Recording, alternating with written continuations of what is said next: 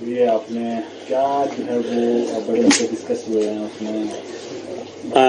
आज की हमारी रूटीन की अपनी समीक्षा बैठक थी अपने विभाग की, और कुछ दिनों से मैं भी अपने विधानसभा क्षेत्र और अन्य जगह का मेरे कार्यक्रम थे, टूर्स थे।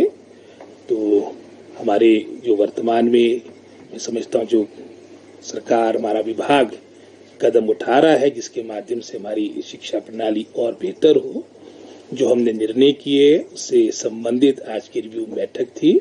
और मुख्यतः इसमें मैं समझता हूँ जो हमारी कैबिनेट भी 1 तारीख को है, उसमें भी कुछ बातों को लेकर चर्चा हुई कि कौन कौन से मुद्दे हमारे शिक्षा विभाग के इसके तहत आ सकते हैं। और इसके अलावा भी कई और मामले, उदाहरण के तौर पे हमारे पीडब्ल्यूडी विभाग की बात करें, क्योंकि हमारी जो नोडल एजेंसी है जहां धन का बंटन शिक्षा विभाग करता है, आगे जो कार्य आपकी स्कूल बिल्डिंग, कॉलेज बिल्डिंग, उसका कार्य लोक निर्माण विभाग करता है। बहुत से हमारे ऐसे अनयूटिलाइज फंड्स है, तो उसके बारे में भी हमने पूरी जानकारी मांगी है विभाग से, और इसके बारे में शीघ्र सचिव शिक्षा और हमारे पीडब्ल्यूडी विभाग के हमारे अधिकारी मिलेंगे, ताकि प्राथमिकता के आधार पे हम फंड्स का बंटन उन स्कूल भवन के लिए या उन कॉलेज भवन के लिए करें जो लगभग अब कंप्लीशन की स्टेज पे पहुंच चुके हैं। जो आपके अनस्टार्टेड वर्क्स है वहां के फंड्स की रीएप्रोप्रिएशन के माध्यम से आपके उन स्कूल और कॉलेज भवन के लिए पैसे का बंटन हो, जहां पर अब लगभग कंप्लीशन पे आपके कार्य आ चुके, क्योंकि अब इस फाइनेंशियल ईयर के भी मात्र 3-4 महीने शेष रह गए हैं। और बहुत से हमारे ऐसे फंड्स है जहां पर मैं समझता हूँ रीएप्रोप्रिएशन की आवश्यकता है। इसको लेकर भी विभाग के हमारे सभी अधिकारियों के साथ चर्चा हुई।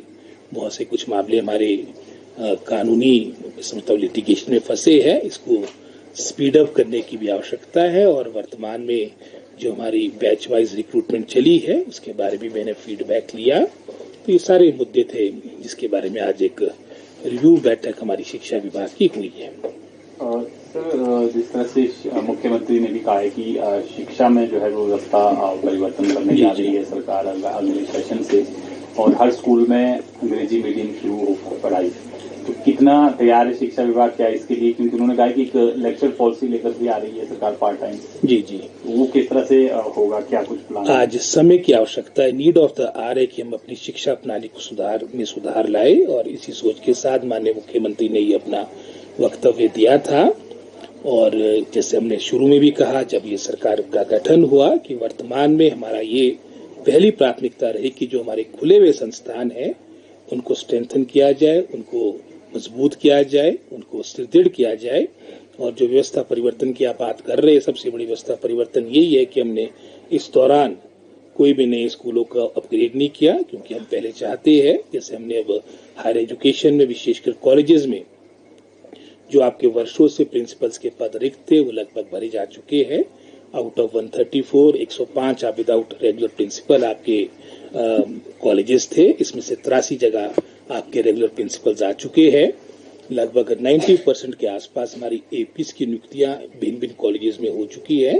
550 के आसपास की संख्या अभी हाल में ही हमने 3-4 महीने में उनको अपॉइंटमेंट दी है। और इसके उपरांत हमारी बैच वाइज जिसके माध्यम से 2252 पोस्टें हमारी फिलअप होनी है।